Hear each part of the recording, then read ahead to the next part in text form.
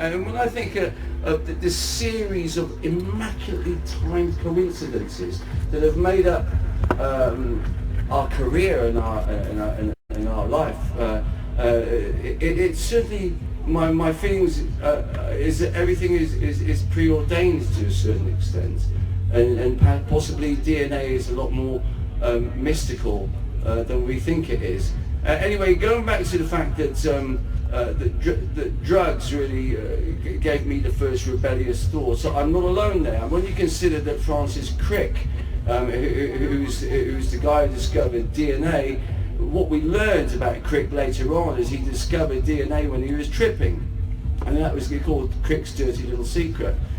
Crick went on before he died to write a work called Directed Panspermia, which has really inspired me in my life, and he showed that all life on this planet is the product of extraterrestrial seeding. Now that's the author, the guy who discovered DNA, the Nobel Prize winning man, Francis Crick, which is a very, very interesting assertion for a man to make, and I recommend all of you to have a look at Francis Crick's Directed Panspermia at some point in your career. Well, you see, and there's the point, you see. I left school around about 15 with no exams and a lot of anger, because I come from a kind of academic family, and I was set up, I thought, to lose basically there, and you know, no exams and no future. I guess pretty much like a lot of individuals who leave school now must feel, because they're not going to university, so they can't even get a job at McDonald's these days. So I had this kind of fury inside me, and I think about this a lot, actually. I think that at that point it would have been very easily for me to have continue a life of crime, a really real life of crime. And with the anger that I had, and looking at like people like Paul in our band, etc., like that, we could have quite easily become not worse than criminals but murderers, had we not had violent art. Violent art of the punk revolution basically became a surrogate for our warlike instinct that could have easily turned in on itself. Yeah, it's a good point. Jazz's mum, one thing I remember when we were in Grasshopper Green, Jazz would be really angry about it, so we'd sit down at dinner, he'd pick up his plate, throw it at the wall, tell his mum to fuck off. Jazz, and he'd go, my mum taught me to say what I feel. If you can't handle it, that's your problem. And we went, all right. But she's a remarkable amazing woman. Lady, yeah. And Jazz obviously had a lot of, trouble, difficult times when he was growing up, and she was, when he'd been spiked with acid, she gave him these sort of Jungian curved rocks to hold and go look in the garden. Amazing lady. Incredible woman, still going strong, and without her we probably wouldn't have managed to pull Killing Joke. For example, she used to hide the bong because I'd been busted at home, right? And she'd go, it's in the immersion heater. And then, of course, we'd all come down later on, and my mum would have like a Black Forest Gatto waiting for the band like that, and everybody would be steaming in with the munchies real bad, And she'd go, yeah, I went on a course for to spot people on drugs, and what the marijuana does, it soaks up your sugar content and all that. We're all there, oh right, that, yeah, you couldn't fool Marcy. She's seen a lot. I mean, I was put, no one can have a child worse than me. I was absolutely terrible. At one time, I was hitching, and I met this guy and said, oh yeah, you can get every kind of drug in Cheltenham and all that. Well, they turned up at my house a couple of weeks later. These guys with guns and like a case full of money. They said, we want a load of speed. I went, a lot, they had like £20,000 there or something. And so they ended up staying at my mum's place for about 4 weeks, till I could sort this shit out, I'm saying, she's seen fucking everything, my mum. We used to invite Hell's Angels down, and there's one experience I would invite this Hell's Angel down, and I went to him because I was, a bit dark and getting bullied at school, and I thought I'd go and talk to Hell's Angel about it. So I said, I'm getting picked on at school. He goes, right, I'll tell you what you're going to do. He says, You're going to go to the biggest guy. You're going to ask him if he wants a cigarette, and he's going to accept it. And he goes, you're going to give him like the cigarette with this hand. He goes, and you put the cigarette packet like that. He says, and put it back in your pocket, right there. He goes, and then you light a cigarette with this hand. He goes, and as soon as you light it, goes, the other hand goes up like that. He goes, like that, while his jaw's loose. He goes, and I'll tell you something. He goes, if you don't fucking beat this guy, he goes, I'm going to finish you. I'm going to smack your fucking head in so bad, you're going to go to hospital. I was at school and said, it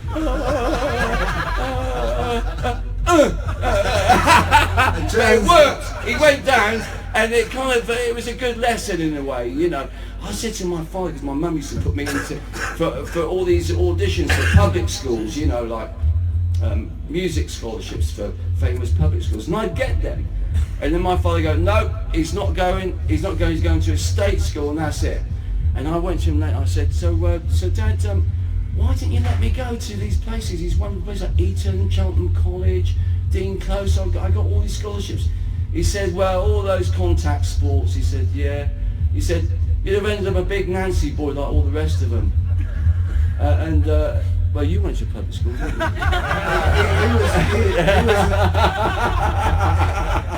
Mysticism was a tough character. He used to lie on my dad's favourite settee with a Nazi swastika T-shirt on, and my dad, he loved you, but he like twitched when he saw it, you know.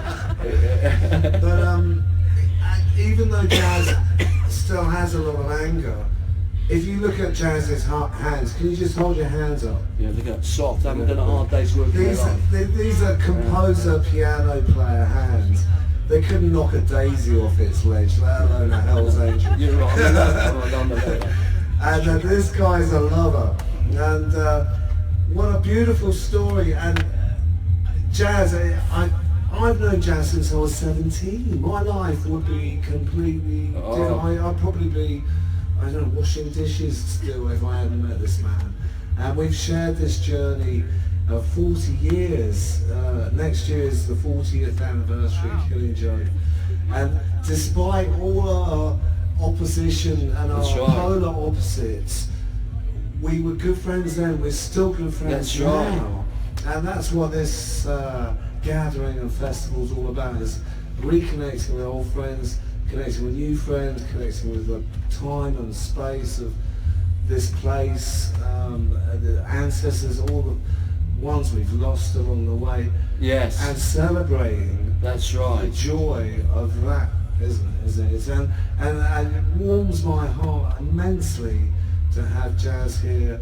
And thank you again so much for coming, Jaz. Oh, well, you know, and for you setting up this incredible event of counterculture, and you've taken counterculture and it's alive and kicking in the 21st century, that we can all be here now, that we can actually interact and do meaningful things in our lives. And it's a terrible time in history now, really, because you know, I'm kind of programmed, like many of us who in the baby boomers, to sort of to fight fascism where I see it, and it's alive and kicking, and it's growing bigger and bigger. I didn't want to get into that today, but what I wanted to do is focus on some of the more magical things, which we can all apply to ourselves. For example, I'll give you an example, right?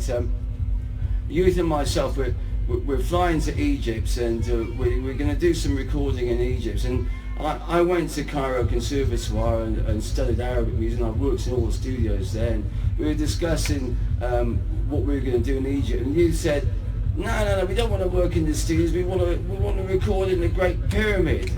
And I went, yeah, right. Get over it, you know. But actually, by you putting that image into our collective consciousness at that time, it's funny, the magic started. And of course, as soon as we got to Cairo, there were these three women, one of which was an Egyptologist, and she was connected to the Minister of Culture there, that helped organise us to sort of bribe our way into the Great Pyramid, which is what we did, and it all happened. And that's one of many things where you know, you end up, and it was really beyond the imagination, because working inside the Great Pyramid is incredible. But you know, there's nothing to plug into, so you have to charge loads and loads and loads of batteries, and then carry them up through the Grand Gallery into the King's Chamber.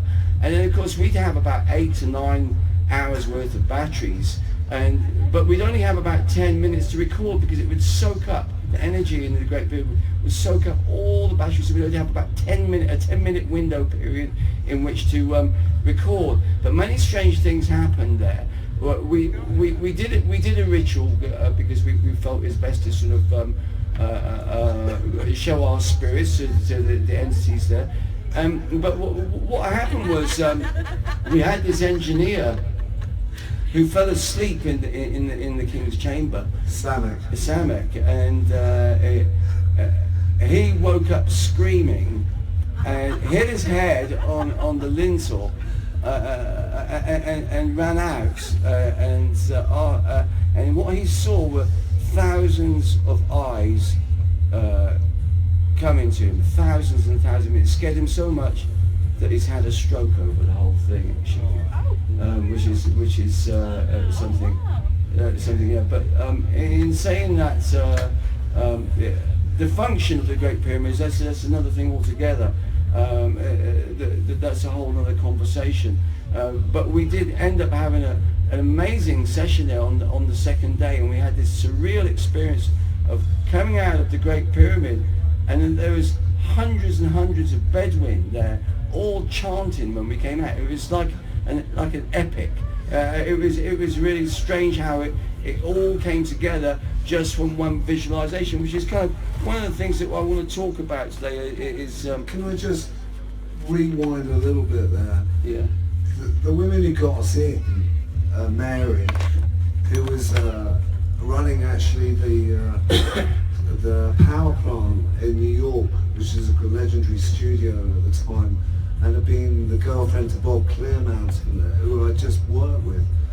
And Bob, I said, look, how can we get into the pyramids to record? He goes, oh, Mary's left her job in New York and she's now in the American University in Cairo. She's got access to the pyramids in these weird chambers. She'll get you in, and she's a white witch. So we set up a meeting in Cairo with her and Khadija, and these other women.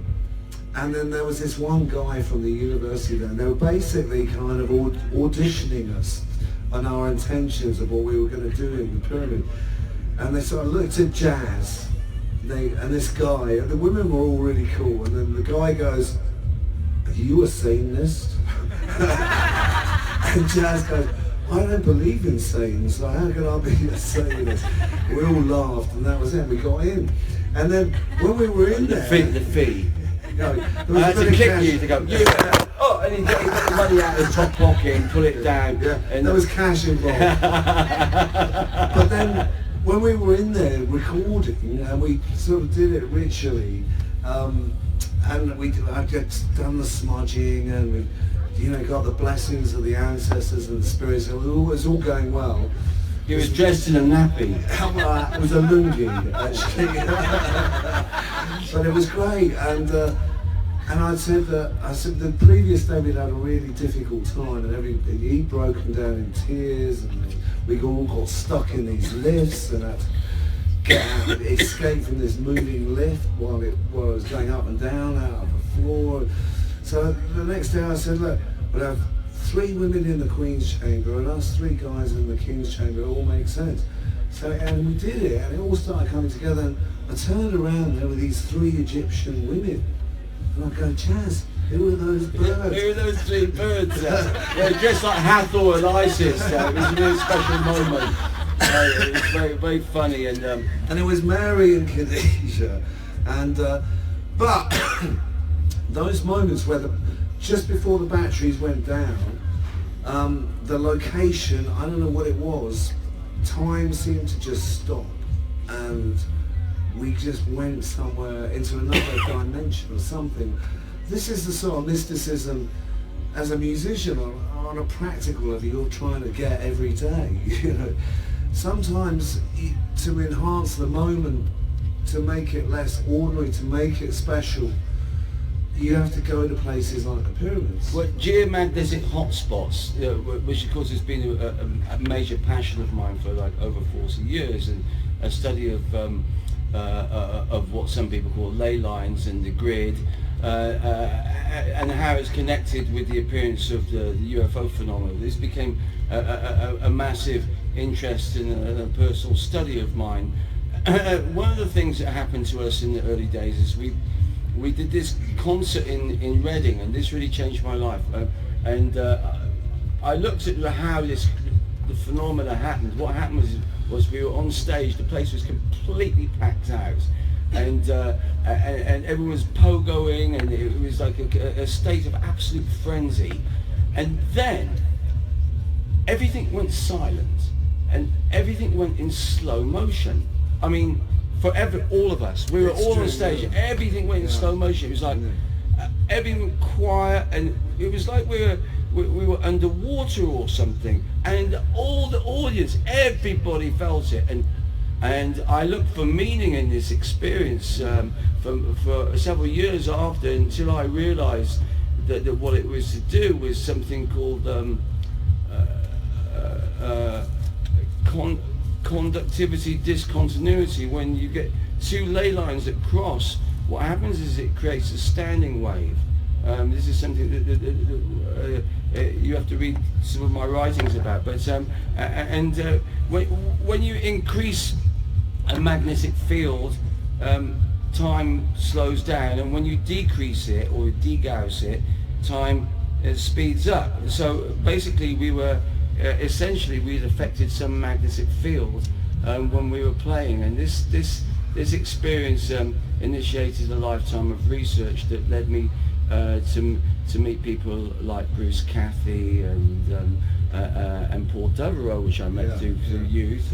But I mean, also part of that, my theory on that a little bit was that when you're so present in the moment, as musicians often are when they're performing together, you shave the rock face of that now, and if you have an audience totally with you at the same time, nobody's thinking, everybody's just experiencing, you can puncture through to different dimensions.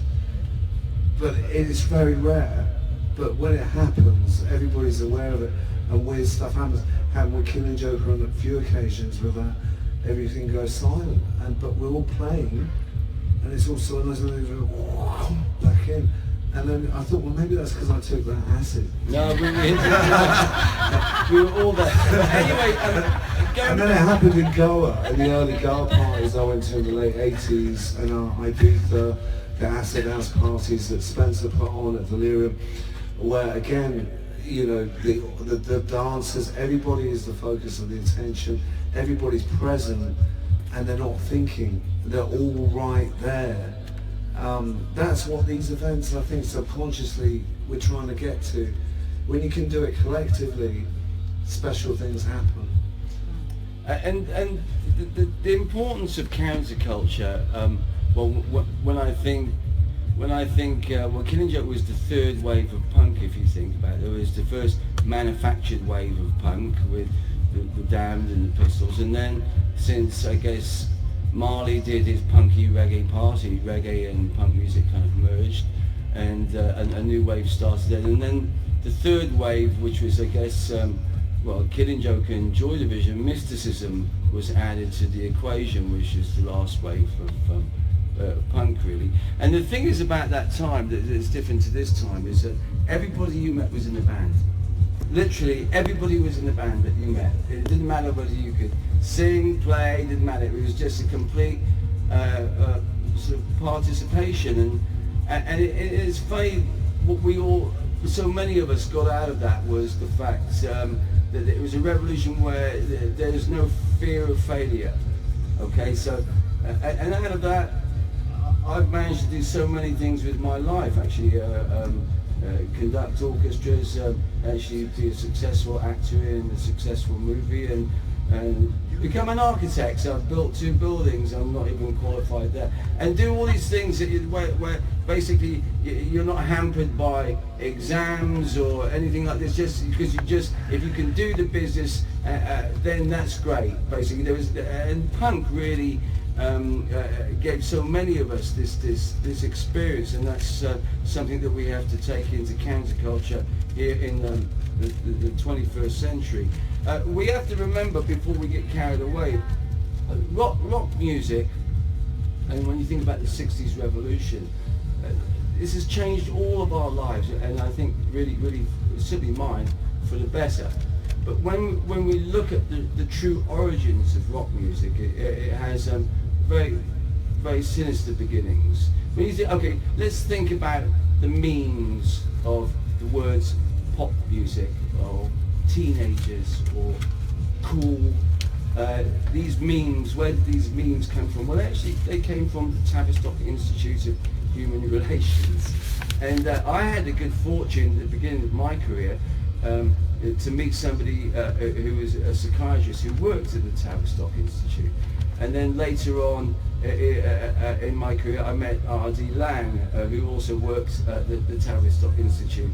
And I learned the primal scream therapy. The true origins of rock music actually came out of studies on human behaviour. And when you look at Kesey and Leary and their confessions before they parted this earth, you realise that their funding and of course all the LSD, this all really came from Brookings Institute and the Tavistock Institute. So let's not forget that while we get carried away with everything, and look at it for what it really is. A great social experiment. In a way. And if you're interested in that, also Dr. John Coleman, no relation of mine, he also was another person who talked about this, who was Future Shock. Future Shock, well, yes, it's all connected to the, what's his name, what was his name, the guy chap who, I'm trying to think. But the positive aspects of that is people, autonomous zones, people taking control of their destiny, people taking control of their currencies. It's very exciting times, actually, of how people are starting to self-determine their own destinies. Well, there's a very counterculture, no? Well, that's a very important point you're raising there. My fears, let me tell you my fears, is basically all the food production of the entire planet comes from 1/300th slice of the apple of the earth, right? You see, and the bioorganisms that make up all life are being systematically depleted. Unless we have a program to reverse this, well, I guess the powers that be believe that the only way out of this is the transhuman option, basically, which is the decisions that have been taken. We are all saturated with nanotechnology. Our bodies are saturated with it. And if you don't believe me, you can check out the Carnicom Institute's work on the website, and you can learn what something called the red wine spit test is, where you can actually it shows how much nanotechnology is actually in your body. But this is a whole another issue altogether. This is what's happening. Mankind is in a state of mutation. Homo sapiens sapien is over. We are the last of Homo sapiens sapien. And it's very important to realise that, because while people like Ray Kurzweil, who's kind of head of Google now, they say basically within 10 years there'll be Homo universalis, and it'll be a different species to what we are now. We can download consciousness into laboratory body parts and into computers and everything now. Of course, this is all true. What we can't download is our human emotions and our feelings, you see. And this is it. And think about it. It's our emotions and our feelings, our ability to have compassion, that defines us as humans and humanity. Yeah. You see. Let's hear it for Jaz Coleman. Anyway. just before we so many people have died. Let's just remember our ancestors, etc. I miss your dad so much. I really miss him. He was like my dad too. And I know he'd be in there sipping wine and enjoying the rest before of us. my dad died, he came up here and he was so proud of me. Yeah. And you see, here's the thing is, I believe we should be ruled by our ancestral spirits. And the way to commune with the people we love who are in the other world is very simple. The dead live by love. And when we remember them, they live through us, and they come here and they delight the other side, and we'll join them soon. But they delight, and so it's important for us all to think of our loved ones and how much we love them, and to think of them in the present tense, not in the past tense. You know? Beautifully put. Jaz Coleman. So before, Jaz is going to play some piano in the building, but before he does, let's open it up. Does anybody want to ask Jaz anything for some feedback or no? Okay. Jaz, what was it like when you first discovered your spirituality? How did that begin? Do you want to know the truth about that? I'd love to know the truth. That happened in Spain. It happened when my mum and dad took me to Montserrat in Spain when I was 4 at the time. I was 4 when I went there. And I never forget it. I was in the Basilica where the Black Madonna is, and the choir just played there, and I had a vision. I had a vision. I had a vision from the goddess. It was the most beautiful woman I'd ever seen. It completely took me, and she said, "Love me first with your music, and I will always look after you." And after that, I found a load of money, actually, and I remember. And the other strange thing that happened within a very short period of time from that is I started to play this little ocarina, this pipe, and every time I sat down and played it while my mum and dad were off shopping, people would throw money at me. Something's going to change.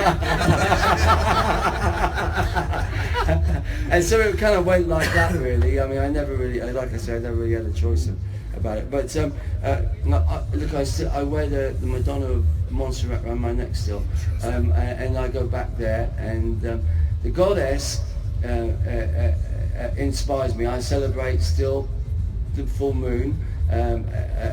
As far as magic goes, I stopped doing ceremonial magic a long time ago. All ritual is devotional, and it's normally towards. I see God in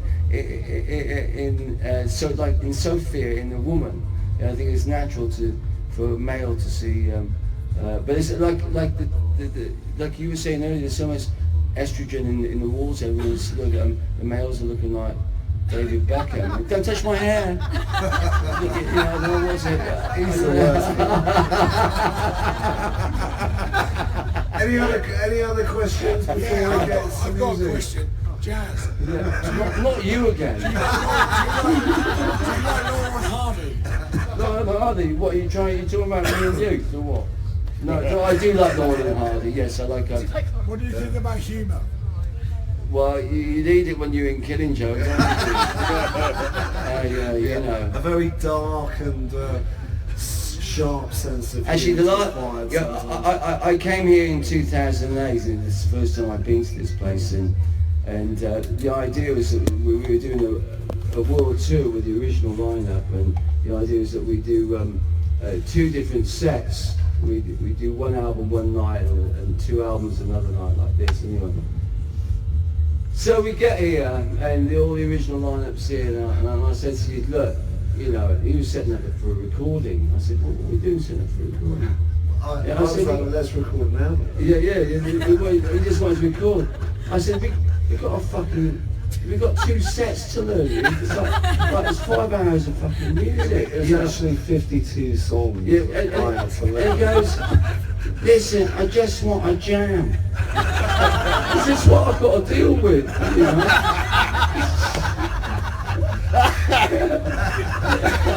And you know that, you fucking know that, you know what it's like, yeah. Thank you. Or you do a concert and he goes, oh, I played the first half of that concert in the wrong key. And you know something's terribly wrong. And he says it with a smile on his face. But there you go, yeah, you have to have a sense of humour. Thanks for your patience, Jaz, and Spencer and everyone. Michael, our engineers, John Leckie, you for coming out. Yeah. Thank you so much all the people that have being helped here. put it It together. means a lot to us. I wasn't sure if anyone was going to come this weekend. It's been one of the best parties I've ever been to, and I've been to some really good ones. Spare a thought for the accountant. Yeah, Kat, she's upstairs.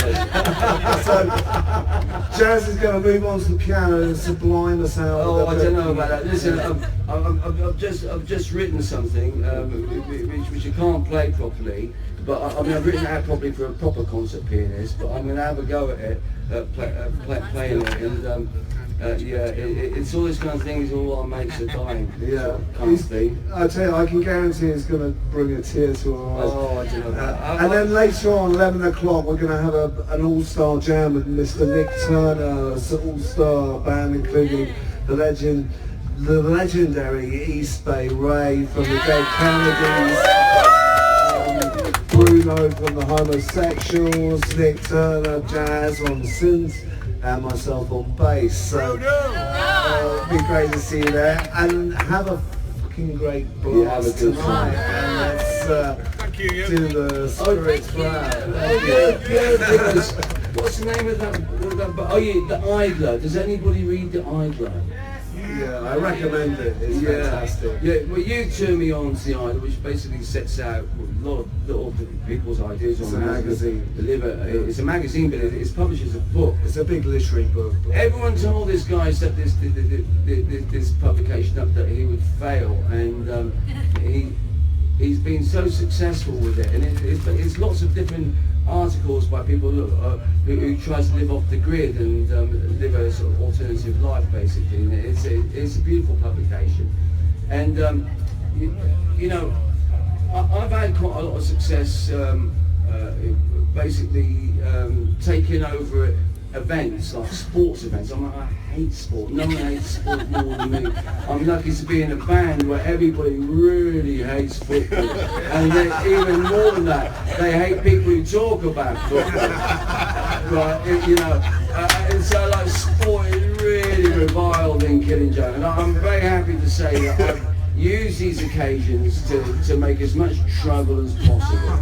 And one of the best ones was taking over the Rugby World Cup, where I got a Mali activist to sing the New Zealand national anthem in Mali, and nobody could sing along. All 13 million passports. Oh, give it up. That was a history changing.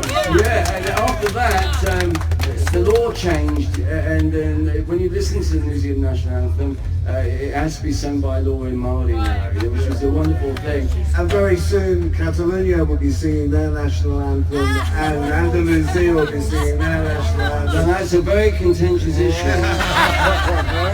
Yeah, because then the Basques would do it, and then Spain would be about this big. And if all countries were this big, we wouldn't have any wars.